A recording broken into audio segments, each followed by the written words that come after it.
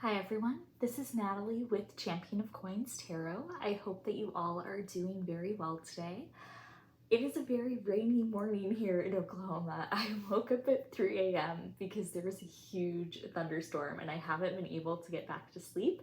And so I thought that I would take this as an opportunity to respond to a couple of tarot tags that I have wanted to do for a while now.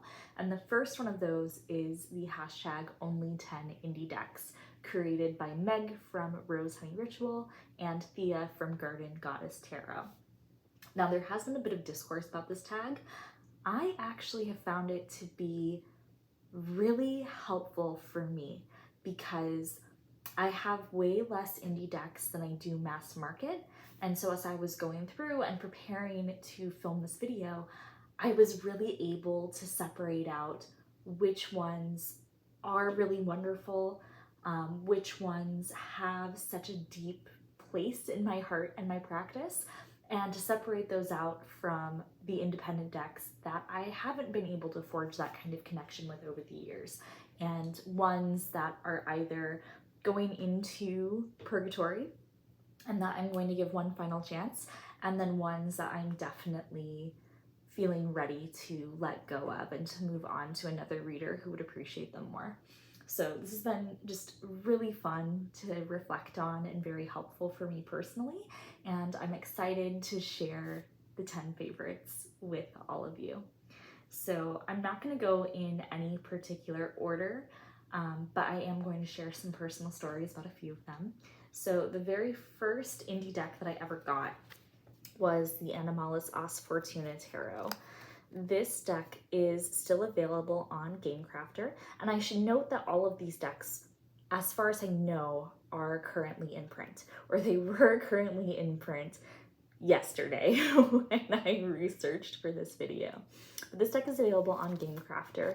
It is this really beautiful black and white, very simplistic artwork, and it has a mixture of both skeletal and kind of living animals and insects and fish. And it's really beautiful for me. I really love this deck for shadow work because I find it to be incredibly calming and incredibly grounding. It really feels like a very loving and supportive energy. It's not one that I use all the time, but it definitely has that very special place in my practice. I know that I can go to this deck for wisdom when I need it.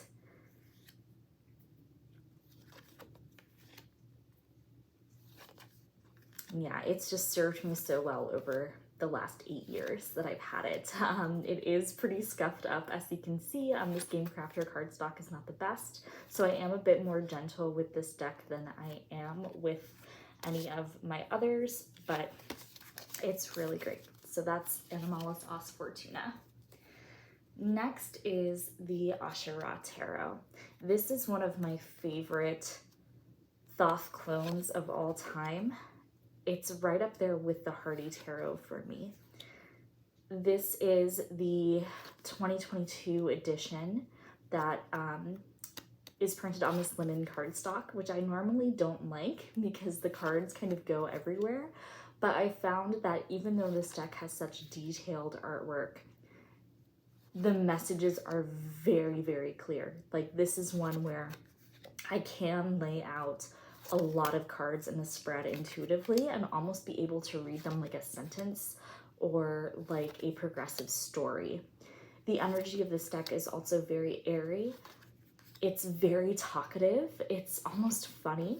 This is kind of like just absolutely supportive, fun girl boss energy. Like, this is a lot of divine wisdom, but packaged in, again, this very fun, this very conversational style. It really encourages me to kind of live my life to the fullest and to seek out adventure and to find beauty in everything. So I really love the Ashera Tarot. It's been really, really great to work with. Next is the Daniloff Tarot. This is one of my favorite decks of all time and is personally up there with the Golden Tarot for me in terms of the decks that I have the deepest emotional connection with and the ones that have been most pivotal in my tarot practice. This is a Rider-Waite-Smith clone, but Alexander Daniloff has such a beautiful, rich, illustrative style. You can definitely see a lot of inspiration both in medieval manuscripts, but also he draws a lot of inspiration from like 1960s kind of communist era posters and propaganda. And so there are kind of like some elements of that 60s retro styling here as well, which I find to be very beautiful. It leans heavily into more biblical Christian symbolism, which isn't really my bag anymore for obvious reasons, if you've been watching me, but it works. The universe of this deck is so incredible. It's so rich, it's so detailed. And this deck is one of the most practical ones that I have. It's very well suited for spell work. And some of the most important personal rituals that I have done, some of the most powerful manifestations that I've done in my life were done using the Daniloff Tarot as the vehicle for that work. This is just such a huge powerhouse, and it's not one that I use every day. I did go through and I tried to read with it as a standard tarot, and it definitely works in that regard, but it's very action oriented. It's very magically focused and magically minded. And that's primarily what I am going to continue using it for, as opposed to dipping into it every single day. So that's the Daniloff Tarot by Alexander Daniloff. This is the 3rd edition, which is out of print, but he does have several editions available on his website. So I will leave that linked down below if you are so interested. I just really think he's an amazing artist, and I do want to collect other decks that he's done at some point. Next is the Prisma Visions Tarot by James Eads. This is a deck that is well loved in the community, and for very good reason. This deck is so beautiful. Impressionist paintings are some of my absolute favorite. I love that era of art history so much, and I love that his artwork really channels that energy. This is the 2020 Kickstarter edition, which also has all of the bonus cards that he's ever done over the years. And I find that that adds an extra dimension of fun, of playfulness into readings with it. This is incredibly well-rounded. Used it for everything. And this deck is also partially responsible, I think, for bringing my current partner and I together now, because I was invited to this party and I didn't know if I wanted to go to the party, and I was reading with Prisma Visions. It was like, go, you absolutely need to go to this party. And lo and behold, I met my partner, and it was love at first sight, and we've been together ever since, and it's just really great. So this deck has a lot of those really loving memories associated with it as well. It's just fabulous and definitely deserves its reputation in the tarot community, in my opinion, just as an artistic achievement as well, not even bringing the personal into it. And then I also chose the Cosmo Visions Oracle, also by James Eads. Love this holographic gilding. It is absolutely amazing. So this is very similar in style, but it is intended to function more as an oracle deck as opposed to a standard tarot deck. All of the major arcana have been changed, and they focus on themes of reincarnation, of life after death, very much in alignment with James's own personal cosmology. And I don't particularly believe in reincarnation. I entertain it as a possibility amongst many possibilities of what could happen to us after death. But I do really enjoy this new, fresh perspective on the tarot system. I've used it in both ways. Like, it does definitely function as an oracle, which is what it's intended to do, but I also enjoy doing larger spreads with it and reading intuitively. And this does have very much the same kind of energy as Prism of Visions, where I find it to be well suited for looking at all kinds of situations in life, both psychological and also being able to ascertain the higher spiritual purpose of a situation. I love this. This is my phone background. I love, love, love this image so much. Next is the She-Wolf Tarot. And I have the Serpent Fire Tarot as well, and I thought about putting that on this list, but really She-Wolf is the deck that I prefer. This deck is absolutely beautiful. This is just such a wonderful celebration of divine feminine energy.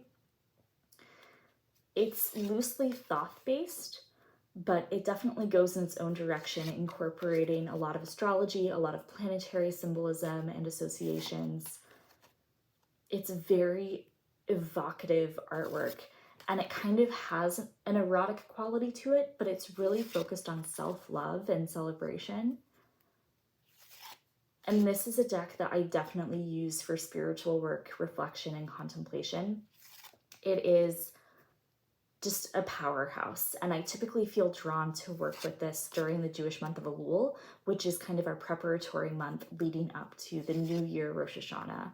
And so it's great for helping me to reflect on who I am, where I've been, where I'm going, and what I want to align myself with, how my views on things have changed, how I'm evolving. It's just absolutely amazing. Really, really love it. Next are a few decks that are newer to me that I have brought into my practice over the course of the last year. The first of those is the Iris Oracle. Now, this is another very powerful shadow work deck, but it has a very different energy to me than Animalis Os Fortuna does. This is really about inner child work. It's about going very deep within and identifying core wounds, identifying the kinds of stories that we tell to ourselves about our self-worth that unconsciously define our relationship with other people, and really beginning to build up positive self-talk, positive affirmations of being able to consciously break out of cycles of behavior. I was working with this deck pretty much every day from October to January within the past year, but I actually had to step away from it because it just got too intense. This is so real. I also love that there are a lot of cards in this deck. It's a lot chunkier than your standard oracle. I believe it has 78, and every single card is very unique, but also just so deeply personal. It's really amazing. I also love this kind of folk art, kind of outsider art aesthetic. It just, again, really taps into that inner child and that kind of primal creative force that's within all of us. So really, really love this deck. Next is the Spiral Oracle. This deck is inspired, it's huge, so I'll put it down so that way it will remain in frame. This deck is huge. It is inspired by shamanism and by psychedelic journeying, specifically the artist's experience with mushrooms and ayahuasca. And I'm kind of on that vibe. I've definitely had some psychonautic experiences, and this is very resonant to that plant medicine energy for me. But I really love this deck because it is so loving and so expansive. This one can work as a 1-card draw as the anchor and theme for a larger tarot or oracle spread with other decks, and it also works very well on its own.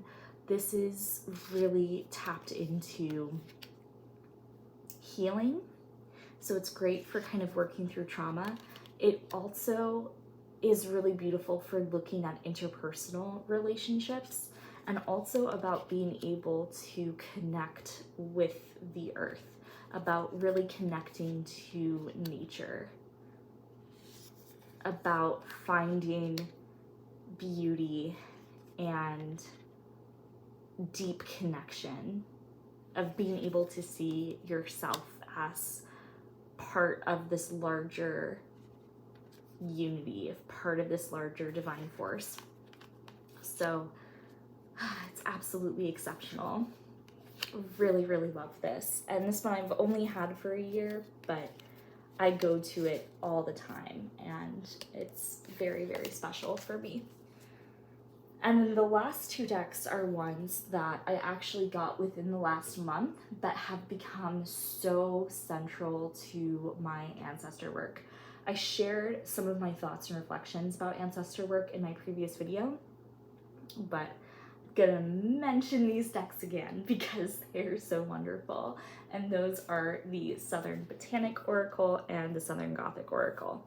So the Southern Botanic Oracle is entirely plant-based. It focuses on the flora of the American South, ranging from the Appalachian region down to the Ozark region. And I have lived in both. I have family connections to both. I'm just so deeply familiar with these plants already. I love the keywords. This is definitely a deck that is well balanced in terms of shadow aspects and light aspects. And I've primarily been using this for daily draws, and also for helping to process and to integrate messages that come through when I am communicating with my ancestors using tarot. This is really fantastic. I do also have the Poison expansion pack. I got this deck secondhand, and it came with the Poison expansion pack, which was really great. And that Poison Ivy, it's just so great. It definitely, again, kind of adds that more shadow aspect, and really helps to call me out if I'm feeling a particular way, and to really examine what the root of that anxiety or what the root of that irritability might be as a result of doing this work. So that's really fantastic. And then of course, the companion deck, the Southern Gothic Oracle. So if Southern Botanic is the landscape of my ancestors and of my childhood, Southern Botanic Oracle is that cultural element. It's still not a human-focused deck. This definitely has a lot more animal energy, but it's the same format. You have these really beautiful oil paintings, and then you have keywords on the bottom. And I find that my ancestors, they speak directly through this deck as opposed to the Botanical Oracle. This has been really beautiful for looking at family patterns, both positive and negative, and of providing wisdom and kind of like actionable next steps, or a prompt for further reflection and meditation on how I can move forward. It's just so beautiful. There are so many cards that, again, are just so reflective of my own experience growing up, of my connection with that side of my family from the American South. And it is absolutely indispensable to me in my practice right now. Of course, got our snake friends in the deck too. So those are my picks for the Only 10 Indie Decks hashtag.